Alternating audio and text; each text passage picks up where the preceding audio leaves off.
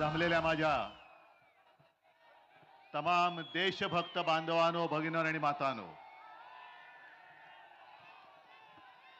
मी नेहमी माझ्या भाषणाची सुरुवात जमलेल्या माझ्या तमाम हिंदू बांधवांनो, भगिनींनो आणि मातांनो अशी करतो. पण ही देशाची निवडणूक आहे आणि देश वाचवायचा आहे, म्हणून मी देशभक्त बांधवांनो, भगिनींनो आणि मातांनो अशी केली. आता काही जण त्याच्यावरनं टीका करतायत. बघा, यांच्या भाषणाच्या सुरुवातीतला हिंदू शब्द गेला.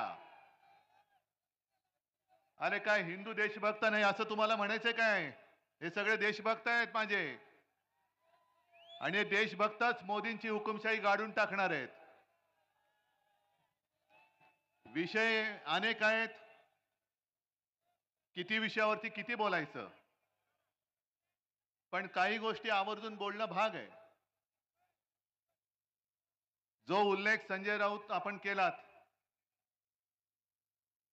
आज आपले मोदीजी सुद्धा नाशिकमध्ये होते. आता त्यांना खरंच मला असं वाटतं एवढा ताण पडलाय मनावर. मध्ये कोणीतरी सांगितलं की ते झोपतच नाही. आता झोपले नाही किंवा झोप अपुरी झाली तर असं डॉक्टर सांगतात की मेंदूवरती परिणाम होतो आणि लोक काही वेळेला भ्रमिष्ठासारखे बोलायला लागतात.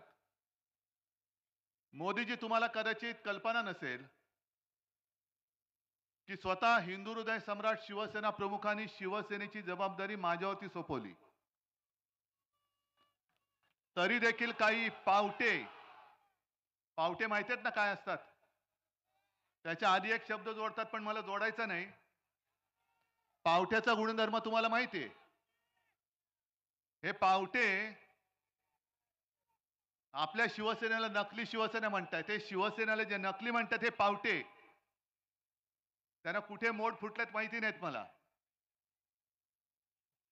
आणि इथपर्यंत मजल गेले की हिंदू हृदय सम्राटांचा मी पुत्र, तेलंगणाची निवडणूक आणि त्या तेलंगणाच्या भाषणामध्ये हे मला नकली संतान म्हणालेत. मोदीजी, मी माझं बर्थ सर्टिफिकेट तुमच्याकडे मागितलं आणि तेवढी तुमची लायकी पण नाहीये. तुम्ही कोणी ब्रह्मदेवाचे तुम्ही ब्रह्मदेवाचा अवतार तर बिलकुल नाही आहात. आणि हा महाराष्ट्र आज माझं तुम्ही सगळं चोरलत ना. चोराच्या हातात धनुष्यबाण दिलंय, पण मशाल बघा कशी पेटलेली आहे.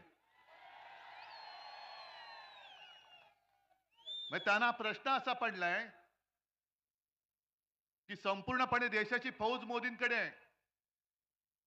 भाजपची सगळी टिनपाटापासून मोठी भांडी कुंडी वाजणारी ही त्यांच्याकडे आहेत.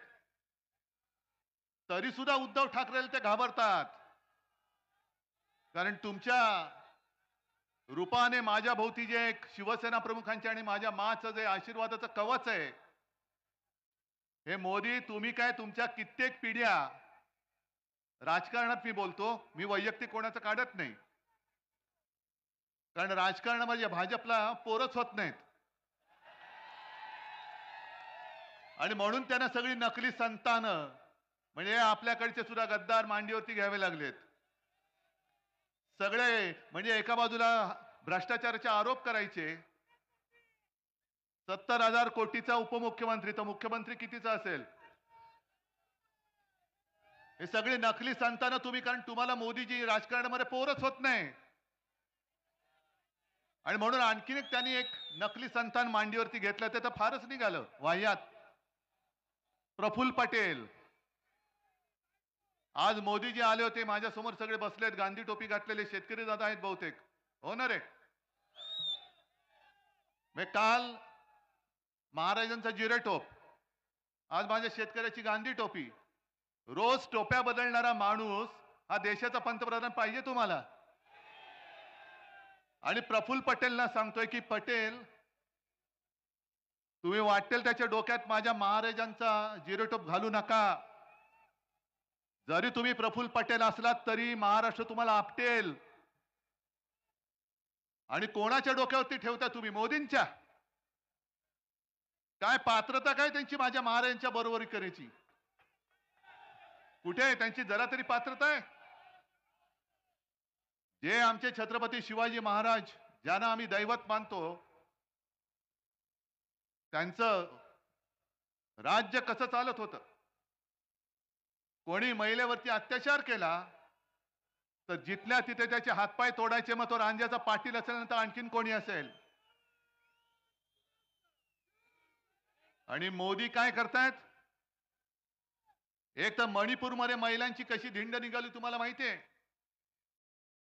तिकडे जातच नाही, जायची हिंमत नाही, ना मोदींची ना त्या शहांची. म्हणजे जिथे माझे शिवाजी महाराज महिलांचा कोणी अपमान केला, महिलेवरती कोणी अत्याचार केला, तरी त्याचा शिरच्छेद करायचे. मोदी तुम्ही तर जाऊ शकत नाही, तुम्ही महाराजांच्या जिरे टोपाला हात काय त्याचं दर्शन सुद्धा घेण्याची तुमची पात्रता नाहीये. बरं, मोदी कोणाचा प्रचार करतात?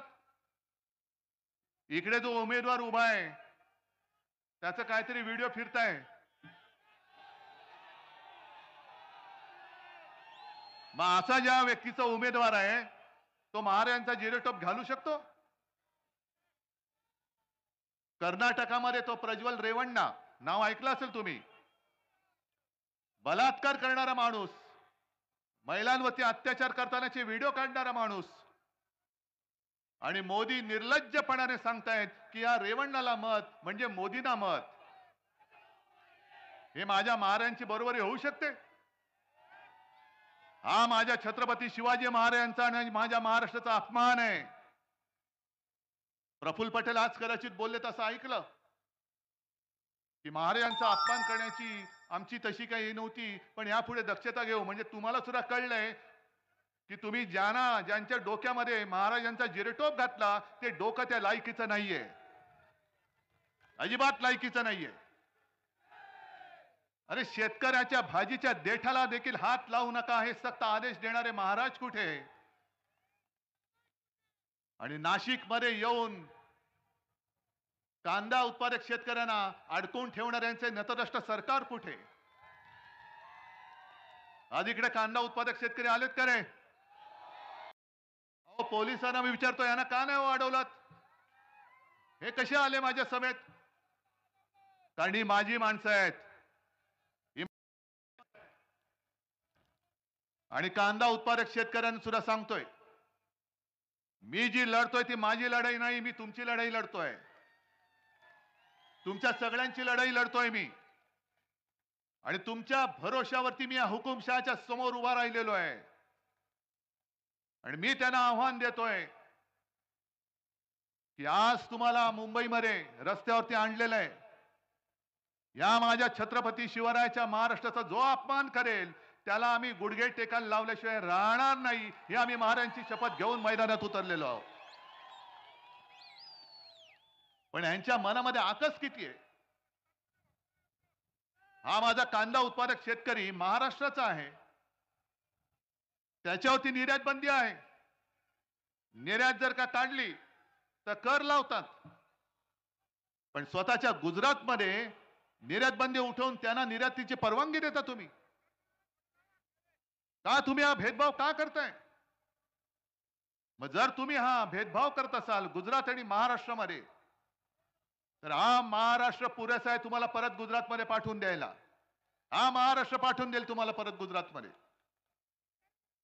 आणि मी माझ्या शेतकऱ्यांना वचन देतोय, पैसे किती फेकू देत. अरे, गद्दाराला 50 खोके देता आणि माझ्या कांदा उत्पादकाला कांद्याला भाव देत नाही तुम्ही. या नाशिक मधल्या एका कांद्याला 50 खोके दिलेत ना तुम्ही. दिले ना, गद्दारी केली म्हणून त्याला 50 खोके दिले. पण तुम्ही आता शेतकरी बनून तुमची ताकद दाखवली पाहिजे. मी तुम्हाला वचन देतो, आपल्या इंडिया आघाडीचं सरकार आल्यानंतर तुमचा हिताचा निर्णय मी घेतल्याशिवाय राहणार नाही, माझं तुम्हाला वचन आहे. नाहीतर सरकार कोणाचं आहे?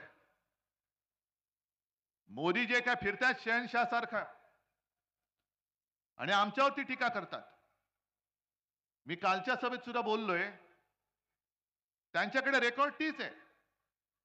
जसं पूर्वी ते ग्रामोफोन मध्ये रेकॉर्ड अडकायची, तशी मोदींची पिन अडकले, रेकॉर्ड पुढेच सरकत नाही. घराणेशाही घराणेशाही घराणेशाही. उद्धव ठाकरे आदित्य ठाकरेला मुख्यमंत्री करण्यासाठी लढतोय. शरद पवार सुप्रिया सुळेला मुख्यमंत्री करण्यासाठी लढतायत. अहो निदान आम्ही आमच्या मुलांसाठी लढतोय. आणि मुख्यमंत्री करायचं नाही ते जनता ठरवेल. पण तुम्ही स्वतः किती वेळेला नवरदेव बनून बोल्यावर चढणार ते पहिले सांगा. प्रत्येक वेळेला निवडणूक आली का मोदी बाबा तयार, मुंडवळ्या लावून मीच तिकडे पाठावरती चढणार. दुसरे आमचे आहेच, पुन्हा येईन पुन्हा येईन. मुख्यमंत्री होतो, चपरासी झालो तरी चालेल, पण मी पुन्हा येईन.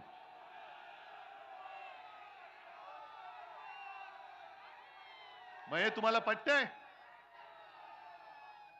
मग आमच्याकडे तुम्ही बोट दाखवता काय आम्ही घराणेशाही केली.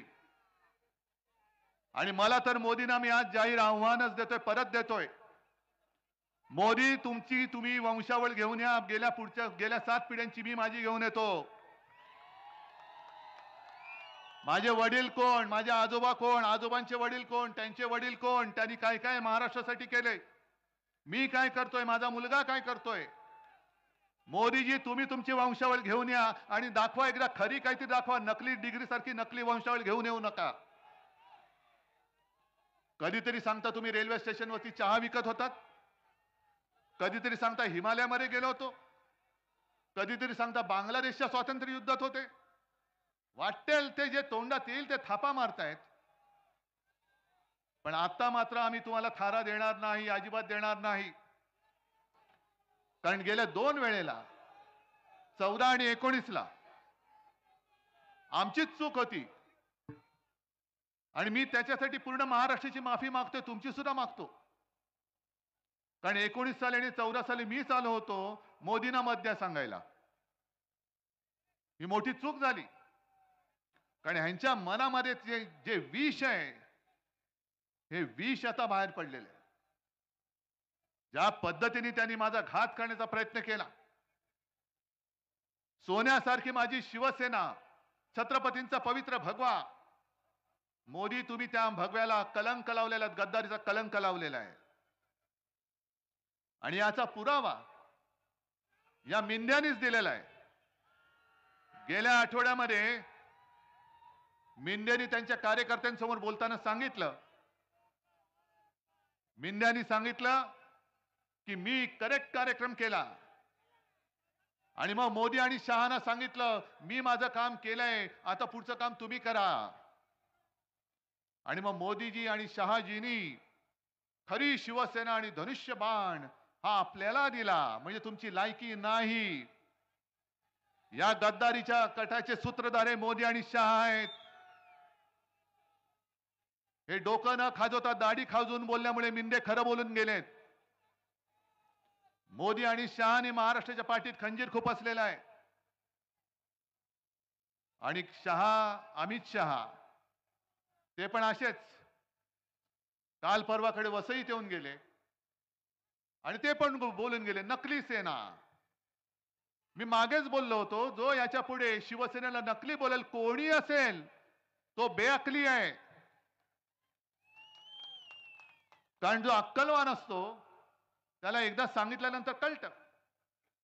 पण ज्याला अक्कलच नसते त्याला किती वेळा, म्हणजे गाढवा पुढे वाचली गीता, कालचा गोंधळ बरा होता, म्हणून आम्ही तुमच्या समोर गीता वगैरे काय पठण करणार नाही. जे काय आहे तो माझा महाराष्ट्र आता तुम्हाला तुमच्या भाषेत उत्तर देईल. मी 22 जानेवारीला सुद्धा आलो होतो, 23 जानेवारीला इकडे सभा झाली होती. मला विचारतात अमित शहा 370 कलम काढलं काश्मीर मधलं, त्याच्याबद्दल उद्धव ठाकरेंचं काय मत आहे. अहो 370 कलम काढायला आम्ही सुद्धा पाठिंबा दिला ना, जाहीर पाठिंबा दिला. पण तुम्ही खरंच 370 कलम काढलेत का? 370 कलम काढल्यानंतर काश्मीर शांत झालंय का? काश्मीर मधले पंडित जे आपल्याच देशामध्ये निर्वासित होऊन संपूर्ण इकडे तिकडे पसरले होते, ज्यांना फक्त आणि फक्त हिंदू हृदय सम्राट शिवसेना प्रमुखांनी आपल्या महाराष्ट्रामध्ये आसरा दिला. मोदीजी तुमचं नाव सुद्धा कोणाला माहित नव्हतं तेव्हा. पण खरंच 370 कलम काढले. कारण मला जी माहिती मिळाली धक्कादायक मिळाली. गेल्या आठवड्यामध्ये बाजूला म्हणजे जळगावमध्ये माझी सभा होती आणि त्या सभेमध्ये आपले वकील असीम सरोदे होते आणि असीम सरोदेनी एक कायदेशीर मुद्दा मांडला आणि त्यांनी सांगितलं की 370 कलम काढलेलं नाही. ते काढण्यासाठी जी एक वैधानिक प्रक्रिया करावी लागते विधानसभेच्या मार्फत ती केलेलीच नाहीये. मग ह्यांनी त्यातलं एक काम काय केलं तर 370 ब म्हणून त्यातलं एक पोट कलम आहे ते तूर्त निष्प्रभ करून ठेवलेलं आहे. आता तुम्ही म्हणाले तुम्ही काय सांगताय निष्प्रभ केलं म्हणजे काय केलं? म्हणजे थोडक्यात सांगायचं हे दिवे आहेत. या दिव्याचं बटन मी बंद केलंय. दिवे काढलेले नाहीत. बटन दाबलं का पुन्हा दिवे चालू होणार. तसं 370 ब कलम त्यांनी निष्प्रभ केलंय आणि त्याचा परिणाम असा झालाय की जी एक बंदी होती की काश्मीरच्या बाहेरची लोक काश्मीरमध्ये जागा विकत घेऊ शकत नाही ती बंदी उठवली गेली. पण त्याचा फायदा कोणी घेतला? सगळ्यात जास्त फायदा अदानींनी घेतलेला आहे. सगळ्यात जास्त जमीन अदानींनी खरेदी केलेली आहे आणि अदानींनी एवढ्यासाठी खरेदी केली की त्या जागांमध्ये लिथियमचा सगळ्यात मोठा साठा तिथे आहे काश्मीरमध्ये आणि ती जागा गौतम अदानींनी विकत घेतलेली आहे. म्हणजे पुन्हा तिथली जागा आणि तिथला पैसा कुठे गेला? मोदी आणि गुजरात. आणि या लिथियमचा उपयोग आपल्या मोबाईलच्या सेल पासून अगदी हार्टमध्ये जरी काही उपकरणं असतात तिथपासून अगदी इलेक्ट्रिक व्हेकल येतात त्यांच्या बॅटऱ्या बनवण्यासाठी या लिथियमचा उपयोग केला जातो. मग तुम्ही काय सांगताय की देश भावनेमुळे देशासाठी आम्ही 370 कलम काढलं नाही काढलं तुम्ही अदानीसाठी काढलेलं आहे. आणि संशय येऊ नये म्हणून अचानक मोदी अदानी आणि अंबानी बद्दल बोलले. मोठं विचित्र आहे आखरीत आहे. ज्याच्या विमानातून तुम्ही फिरलात ज्यांनी भरभरून तुम्हाला सगळं काही दिलं परदेशात जाताना पंतप्रधान म्हणून अदानी तुमचं बोट धरून सगळीकडे फिरलेत आणि त्या अदानी बद्दल तुम्ही बोललात. राहुल गांधींना त्यांनी प्रश्न विचारला कि अदानी और अंबानी से ट्रक टेम्पो भर भर के कितना माल आपने उठाया बोलो. तुम्ही अदानींना जरूर विचारा राहुल गांधींना जरूर विचारा. पण संजय राऊत जे बोललेत त्याचा त्याचा व्हिडिओ आहे. घटनाबाह्य मुख्यमंत्र्याच्या हेलिकॉप्टर मधनं बॅगा भरभरून माल कुठून उतरला त्याचं मोदीजी पहिलं उत्तर द्या. पण जर काही गोष्ट खरी असेल अडाणींकडनं टेम्पो भरभरून माल उचलला असेल तर मोदीजी तुमचं ईडी इन्कम टॅक्स सीबीआय काय करत होते? काय चकणा खात बसले होते कुठल्या ठेल्यावर? काय चुना मळत का तंबाखू मळत बसले होते? मशिरी करत बसले होते? आणि तरी देखील जर का टेम्पो भरून माल गेला असेल तर याचा अर्थ तुम्ही ती काय नोटबंदी केली होती काळा धन नष्ट करण्यासाठी अचानक 8 वाजता आले आणि सांगितलं भाई और बहनो तुमच्याकडे ज्या आज खिशामध्ये नोटा आहेत त्या आज रात्री 12 पासून ते फक्त कागदाचे तुकडे राहतील. त्याचं महत्व आम्ही काढून टाकलेलं आहे. मुझे सिर्फ 100 दिन दे दो. रडले होते. आज 3000 दिवस झाले आणि मोदीजी तुम्ही आज कबूल केलेला आहात की काळा पैसा नष्ट करण्यासाठी जी नोटबंदी तुम्ही आमच्यावरती लादली होती ती अपयशी ठरले. याचं कारण टेम्पो भरभरून माल उठाया गया है. म्हणजे काळं धन हे आजही तसंच आहे. यांची नाटकं फार चालतात. काल अर्ज भरला त्यांनी. अर्ज भरताना मुलाखत दिली आणि मग असं गैवरून आलेलं त्यांना त्यांच्या पाठोपाठ नॅपकिन टॉवेल घेऊन लोकच फिरत असतात. हे रडतायत कधी आम्ही डोळे पुसतोय कधी. आणि मग त्यांनी सांगितलं 2014 में गंगा मां ने मुझे बुलाया था और अब ऐसे लगता है कि गंगा मां ने मुझे गोद ले लिया है. मोदी जी आनंदाची गोष्ट आहे. जर गंगा मां ने तुम्हाला बोलवलं असेल आणि गंगा माँ ने तुम्हाला जर का गोद में लिया होगा, तर कोरोनाच्या काळामध्ये गंगेमध्ये जी प्रेत टाकली होती तुम्ही, तेव्हा गंगेचे अश्रू तुम्ही का पुसले नाहीत? ती गंगा आक्रोश करत होती, अरे बेटे मैंने इसलिए नहीं बुलाया. पण तिकडे चिता पेटत होत्या. हरिश्चंद्र घाट तिकडे जागा कमी पडली, म्हणून कोणाचा कशालाही पत्ता नाही. त्यांनी सरळ प्रेत घेतली आणि गंगेमध्ये सोडून दिली. याच्यासाठी गंगा माने बोलवलं. गुजरातमध्ये सार्वजनिक चिता पेटल्या, याच्यासाठी तुम्हाला गंगा माने बोलवलं. आणि करोना काळामध्ये मला एका गोष्टीचं समाधान आहे, जरूर आहे. त्या कठीण काळामध्ये जगभरामध्ये संकट असताना संपूर्ण देशात नंबर 1 चा मुख्यमंत्री म्हणून माझं नाव होतं. पण हे माझं श्रेय नाहीये, हे तुमचं सहकार्य आहे. मी तुम्हाला जे जे सांगत गेलो ते ते तुम्ही ऐकत गेलात, ते ते तुम्ही ऐकलत. म्हणून आणि म्हणूनच संपूर्ण देशात नंबर 1 चा मुख्यमंत्री म्हणून माझं नाव आलं होतं. हे माझं कर्तृत्व नाही, माझ्या महाराष्ट्राच्या जनतेचं कर्तृत्व आहे. पण तुम्ही काय करत होता? सगळीकडे होत्या. आणि अमित शहा आणि हा सगळा कंपू, हा निवडणूक रोख्यामधनं हजारो कोटीचा ज्यांनी घोटाळा केले, हजारो कोटी. म्हणजे निर्मला सीतारामनचे जे पती आहेत, त्यांनी तर त्याचं वर्णन जगातला सगळ्यात मोठा घोटाळा असं केलेलं आहे, जगातला सगळ्यात मोठा घोटाळा. अरे एवढं खाताय तुम्ही, खाल्लंय, ओरबाडून खाताय. आणि मुंबई आम्ही वाचवली, महाराष्ट्र आम्ही वाचवला. आमच्यावरती आरोप करताय खिचडी घोटाळ्याचा. काढा ना तुमचा घोटाळा काढा, आणि आम्ही काही घोटाळा केला असेल ते सुद्धा एकदा होऊन जाऊ द्या, उघड होऊन द्या. माझी तयारी आहे. आव्हान मी घेतोय तुम्हाला. तुम्ही किती खाल्लेत आणि मी काय खाल्ले असेल तर मी किती खाल्ले, होऊ द्या तुम्ही. पण निवडणूक रोख्यांचा तुमच्याकडे काही उपाय नाही, काही उत्तर नाहीये. 10,000 कोटी सगळ्यात मोठा घोटाळा तो पचवता तुम्ही, आणि पचल्याचं वाटतं तुम्हाला. कोरोना काळामध्ये सुद्धा पीएम केअर फंड, पीएम म्हणजे काय, त्याचं फुल फॉर्म काय? काय उगाच काहीतरी नाव, दुसरी काय अक्षरं नव्हती म्हणून पीएम केअर केलं तुम्ही? त्याची चौकशी नाही. लाखो कोटी, मला वाटतं एकट्या टाटा समूहाने 1500 कोटी रुपयाचा चेक पहिला त्याने दिला होता. 1500 कोटी. अशा हजारो कोटी तुम्ही जमवले. इथले सुद्धा तुमचे जे आहेत भाजपवाले, भाकड जनता पक्षवाले, यांनी सुद्धा महाराष्ट्र सरकारला पैसे नाही दिले, तुमच्या पीएम केअर फंडाला पैसे दिले. पण त्याचा हिशोब कोणी मागायचा नाही. मग मोदीजी तुम्ही 4 तारखेनंतर तर पंतप्रधान नाहीच आहात. जसं तुम्ही जाहीर केलं होतं नोटबंदी, की आज रात्री 12 नंतर तुमच्याकडच्या नोटा या कागदाच्या तुकडे राहतील, तसं मोदीजी महाराष्ट्र जाहीर करतोय की 4 जून पासून तुम्ही फक्त नरेंद्र मोदी असाल, तुम्ही पंतप्रधान नसाल. तुम्ही पंतप्रधान नसाल. आणि तुम्ही पंतप्रधान नसल्यानंतर मग पीएम केअर फंड कोण हाताळणार ते पहिले सांगा. अरविंद केजरीवालनी एक चांगला मुद्दा उपस्थित केलाय, आणि मला खरंच काळजी आहे, भाजपची काळजी आहे.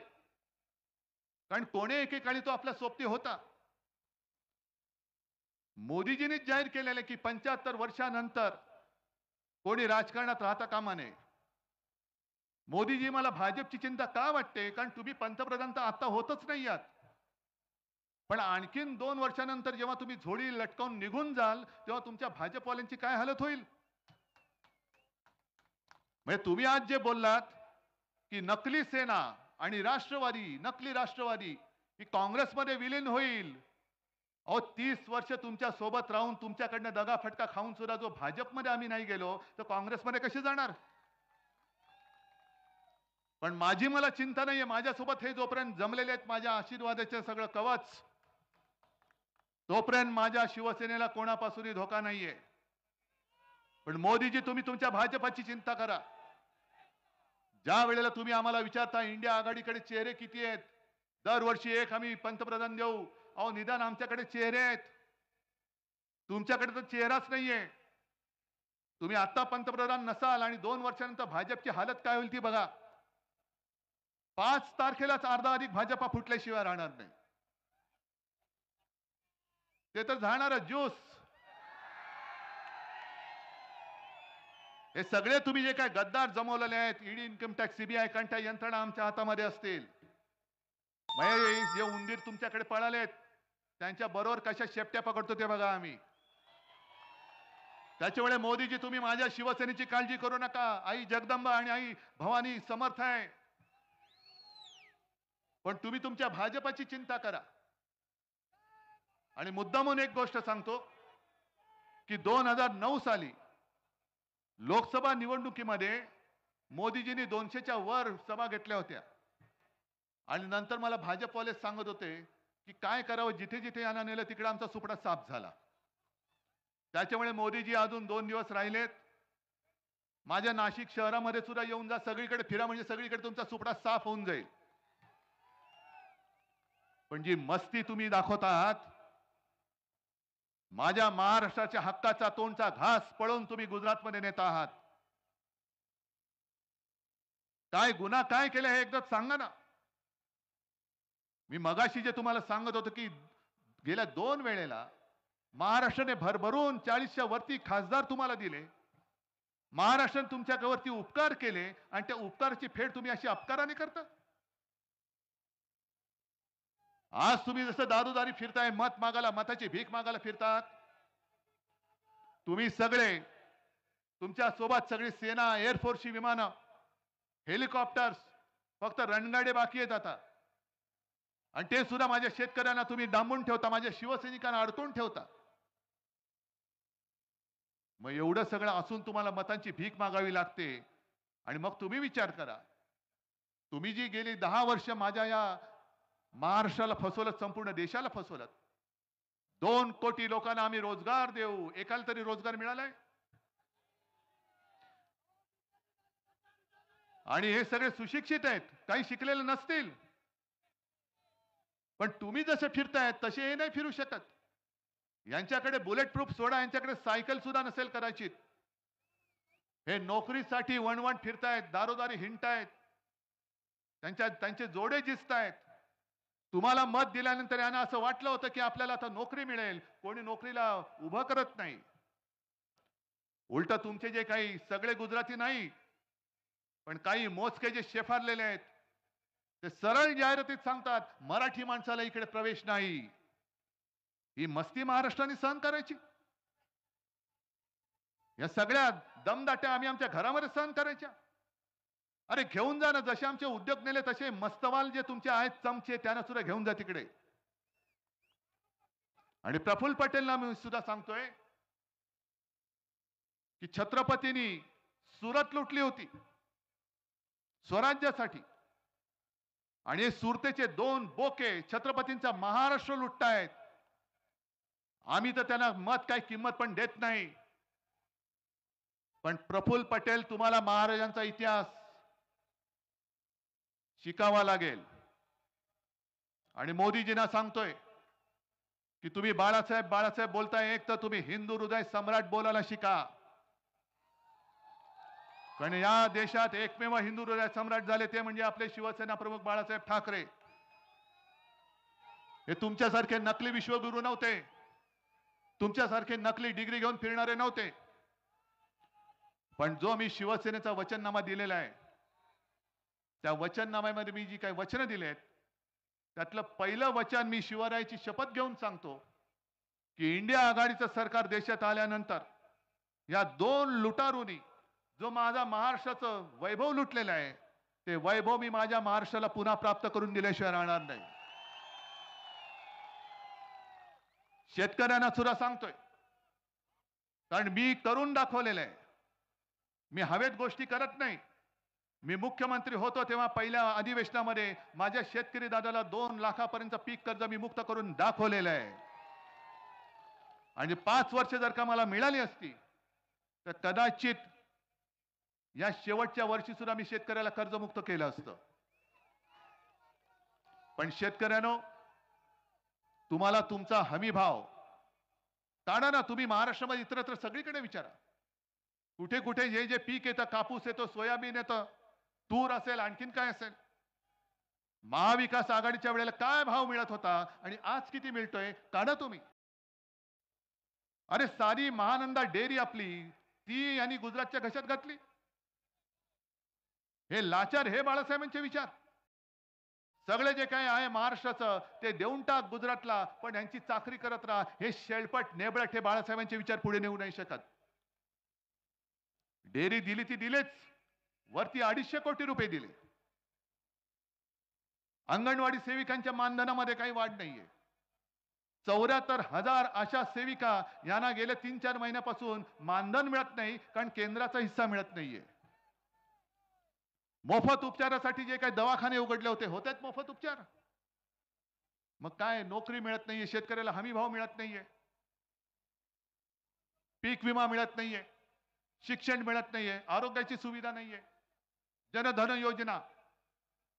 बरं, ती आणखीन एक काहीतरी योजना आहे, प्रधानमंत्री सन्मान योजना. शेतकऱ्याच्या खात्यात 6,000 रुपये देणार. मिळाले असतील तुम्हाला, मिळालेत ना? नाही, काही जणांना मिळालेत. पण ज्यांना मिळालेत त्या एका शेतकऱ्याचं बोलकं आहे, प्रतिक्रिया बोलकी आहे. त्याला विचारलं की तुम्हाला 6,000 मिळाले का? हो मिळाले. मग आता भाजपला मत देणार का? मोदी सरकारला देणार का? तुला का म्हणून देऊ? आम्ही खत घेतो, त्या खतावरती 18% जीएसटी, आता थोडी कमी केले वाटतं. बी बियाण्यावरती जीएसटी, कीटकनाशकावरती जीएसटी, ट्रॅक्टरचं जे कर्ज आहे त्याच्यावरती व्याजदर जास्त आहे आणि गाड्यांवरचा व्याजदर कमी आहे. म्हणजे शेततळ्यावरचं प्लास्टिक आहे त्याच्यावरती जीएसटी, कृषी पंप घेतला जीएसटी. मग हा एवढा सगळा हजारो रुपये तुम्ही घ्यायचे आणि आम्हाला 6,000 रुपये वर्षाला भीक म्हणून देताय? द्यायचं मत? म्हणजे तुम्हाला पिळून काढायचं, लुटायचं आणि वरती सांगायचं 6,000 रुपये देतो. पण घेतात किती? समजा 1 लाखाचं खत तुम्हाला लागत असेल, त्याच्यावरती 18% होते, 18,000 गेले आणि वरती दिले 6,000, म्हणजे 12,000 खतातच गेले. म्हणून मी तुम्हाला वचन देतो, जे जे तुम्हाला उपकरणं, बी बियाणं, कीटकनाशक लागेल, इंडिया आघाडीचं सरकार केंद्रात आल्यानंतर तुमच्या सगळ्या याच्यावरचं मी जीएसटी रद्द केल्याशिवाय राहणार नाही. इकडे व्यापारी सुद्धा असतील गुजराती. आमची तुमची काही दुश्मनी नाहीये. आमची दुश्मनी महाराष्ट्राच्या लुटारूंशी आहे, तुमच्याशी नाहीये. आणि इंडिया आघाडीचं सरकार आल्यानंतर जे गुजरातच्या हक्काचं असेल ते आम्ही जरूर देऊ. पण महाराष्ट्राचं ओरबाडून तुम्ही नेणार असाल तर तो तुमचा महायुतीचा महाराष्ट्र ओरबाडणारा हात आम्ही इथल्या इथे कापून टाकल्याशिवाय राहणार नाही. हे व्यापारी सुद्धा आज पिडले जात आहेत. जीएसटी मध्ये जरा इकडे तिकडे कुठे काही झालं की लगेच उचलतात आणि टाकून देतात तुरुंगात. काही जणांना नोटीस देतात आणि मग काय, चंदा दो आणि धंदा लो. जे निवडणूक रोख्यांच्या बाबतीत केलं, अनेक अशा कंपन्या ज्यांच्यावरती धाडी टाकल्या आणि त्यांनी निवडणूक रोखे दिल्यानंतर क्लीन चिट, जसं अजितदादाला केलं, अशोक चव्हाणांना केलं, सगळ्यांनाच करतायत. म्हणजे मोदी गॅरंटी काय आहे कि आप भ्रष्टाचार करो और भाजपा में आ जाओ, क्लीन चिट मेरी गॅरंटी आहे.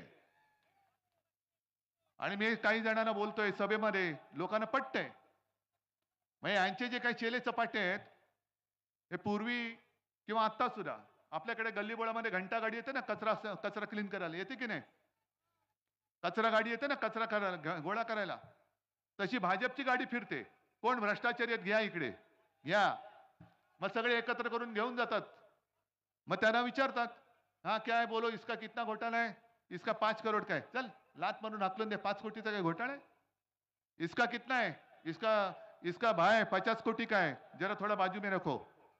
इसका कितना है? 100 कोटी, थोड़ा इधर लो. इसका कितना है? 70,000. अरे इसको तो उपमुख्यमंत्री बनाओ. म्हणजे तुम्ही भ्रष्टाचार मुक्त भारत करायला निघाला होतात. मोदीजी, तुम्ही भ्रष्टाचार मुक्त सगळे विरोधी पक्ष करून टाकले. काय पाळी आले तुमच्यावरती? जी शिवसेना तुम्हाला संकट काळामध्ये हातात तेजस्वी भगवा घेऊन तुमच्या बरोबरीने उभी राहिली होती, त्या शिवसेनेला संपवण्यासाठी तुम्हाला एवढी सगळी यातायात करावी लागते आणि ते कमी पडतंय. म्हणून भ्रष्टाचारांची फौज घेऊन तुम्ही आमच्या अंगावरती येताय. ठीक आहे, या, जरूर या.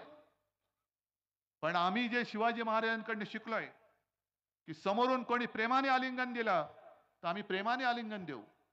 पण जर पाठीत कोणी वार केला तर आम्ही वाघ नख काढल्याशिवाय राहत नाही, आणि ती माझ्या महाराष्ट्राची वाघ नख आज माझ्या बाहेर काढलेली आहेत. तुम्ही महाराष्ट्राच्या पाठीमध्ये वार केलेला आहात. सगळं देऊन सुद्धा तुम्ही माझ्या उद्धव ठाकरेच्या नाही, शिवसेनेच्या नाही, तर महाराष्ट्राच्या पाठीत वार केला. तुम्ही तुम्ही महाराष्ट्राची अस्मिता जपणारी शिवसेना फोडण्याचं पाप केलेलं आहात.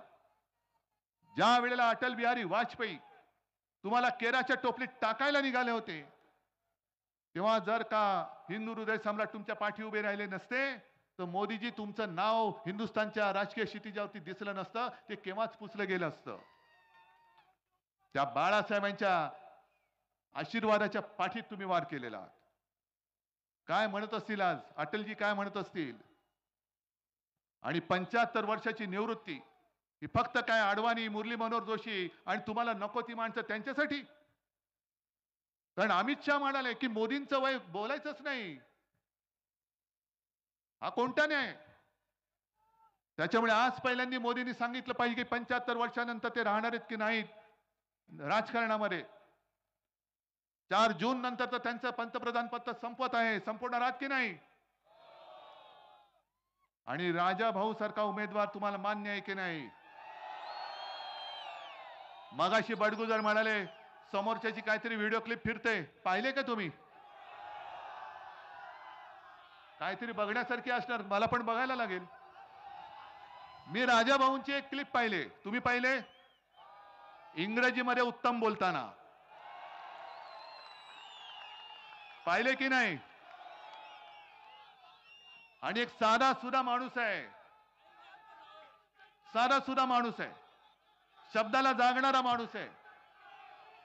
आणि मला स्वतःला खात्री आहे, मी नेहमी एक बघत असतो की संकट काळामध्ये सोबत कोण राहतं. कारण ते एक हिंदीमध्ये असं म्हणतात, सुख में जो साथ देते हैं वो रिश्ते होते हैं, लेकिन दुख में जो साथ देते हैं वो फरिश्ते होते हैं. तुम्ही सगळे फरिश्ते आहात. आणि राजाभाऊंचा विजय मला नुसता राजाभाऊ वाजे विजय असं नकोय, प्रचंड झाला पाहिजे. गद्दाराचं डिपॉझिट जप्त करून झाला पाहिजे. कारण मी या सगळ्या गद्दारीचा सूड उगवण्यासाठी उभा आहे. हेच गद्दार मला येऊन सांगून गेले होते की उद्धवजी 2019 साली आपण जी लोकसभा जिंकलो ते मोदींचा फोटो लावून जिंकलो. मग त्या गद्दारांना मला विचारायचे की जर 2019 ची निवडणूक आम्ही मोदींचा फोटो लावून जिंकलो होतो, तर आज मोदींना माझ्या वडिलांना चोरून त्यांचा फोटो लावून का मतं मागावी लागतायत? याचं कारण मोदी नावाचं नाणं या महाराष्ट्रामध्ये चालत नाही. जसं तुम्ही नोटबंदी केली तशी महाराष्ट्राने तुमची नाणेबंदी केलेली आहे. फक्त एक लक्षात घ्या, कारण वर्षानुवर्ष एक निशाणी आपल्या डोक्यात बसली होती आणि बरोबर त्यांनी डाव टाकला. हे भेकड आहेत, भाकड आहेत, चोर आहेत, बोगस आहेत. याचं कारण यांच्याकडे कोणी आपल्यासाठी लढणाऱ्या या मैदानात उतरवला कोणी मर्दच नाहीये, गद्दारानं उतरवलंय आपल्या समोर. आणि तुमचा गोंधळ होण्यासाठी आपलीच निशाणी चोरून त्याने दिलेली आहे. पण आता आपली निशाणी काय? घरोघरी घेऊन गेलायत. पण मतदान करताना एक लक्षात घ्या, नुसता आवाज आला म्हणजे निघायचं नाही. मशाली समोरचं बोट दाबल्यानंतर मशाली समोरचा दिवा लागतोय की नाही बघायचा. तो दिवा लागल्यानंतर निघायचं नाही. त्या व्हीव्हीपॅट मशीन मध्ये ती स्लिप आली की नाही, त्याच्यावर मशाल दिसते की नाही बघायचं. ती बघून निघायचं नाही, ती स्लिप खाली पडते की नाही बघायचं आणि मग निघायचंय. मग आपलं ठरलंय हातामध्ये काय, आणि विजय होणार विशाल. जय हिंद, जय महाराष्ट्र.